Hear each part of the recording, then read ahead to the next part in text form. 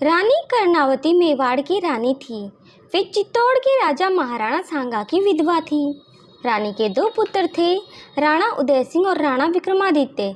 एक और जहां मुगल सम्राट हुमायूं अपने राज्य का विस्तार करने में लगा था, तो दूसरी ओर गुजरात के सुल्तान बहादुर शाह ने 1533 ईस्वी में चित्तौड़ पर आक्रमण कर दिया था। सभी राजपूत रियासतों को एक झंडे के नीचे लाने वाले महाराणा सांगा के निधन के बाद चित्तौड़ की गद्दी पर महाराणा रतन सिंह बैठे। राणा रतन सिंह के निधन के बाद उनके भाई विक्रमादित्य चित्तौड़ के महाराणा बने। विक्रमादित्य ने अपनी सेना में 7000 पहलवान भर्ती किए।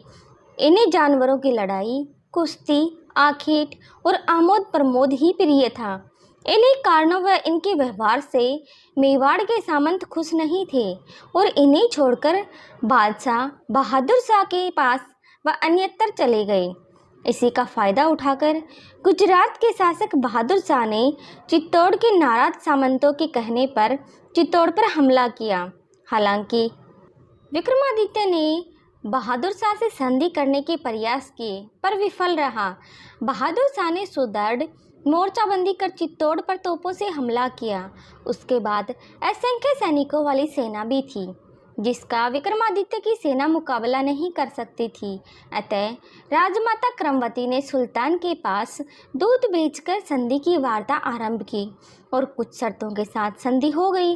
परंतु थोड़े दिन बाद बहादुर शाह ने संधि को ठुकराते हुए फिर चित्तौड़ की ओर कूच किया।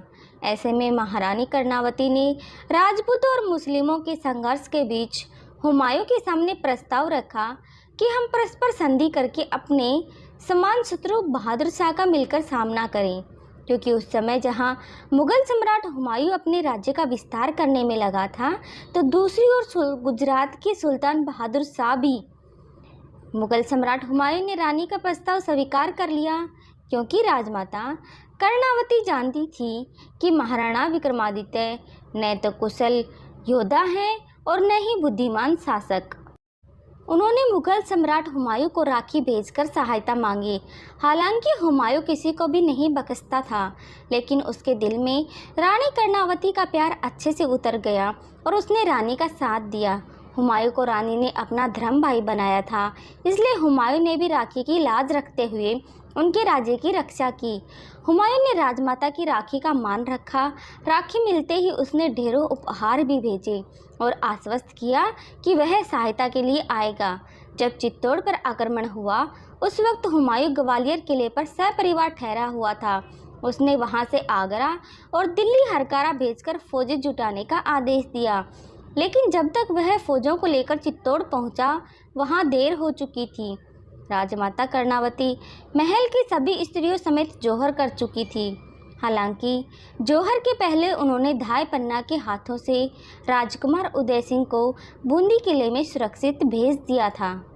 जब हुमायूं ने चित्तौड़ में राजमाता कर्णावती के जौहर की बात सुनी, तो दुख और गुस्से में भर गया।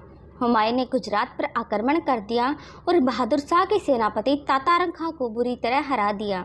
इसके बाद बहादुर शाह हुमायूं से युद्ध के लिए गया और मंदसौर के पास मुगल सेना से हुए युद्ध में हार गया। उसके हार की खबर सुनते ही चित्तौड़ के राजपूत सैनिकों ने चित्तौड़ पर हमला कर बहादुर शाह के सैनिकों को भगा दिया और राजकुमार उदय सिंह को बूंदी से लाकर दोबारा महाराणा बना दिया।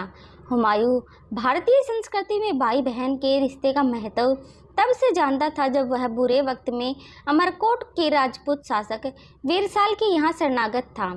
राणा वीरसाल की पटरानी हुमायूं के प्रति अपने सहोदर भाई का भाव रखती थी। वह भाई तुल्य ही आदर करती थी।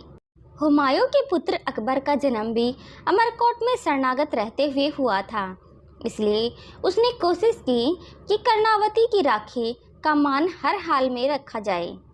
दोस्तों, ये थी रक्षाबंधन बनाने के पीछे की कहानी। अगर आपको कहानी अच्छी लगी तो कमेंट करना ना भूलें और चैनल को प्लीज़ सब्सक्राइब करें, वीडियो को लाइक एंड शेयर करें। धन्यवाद।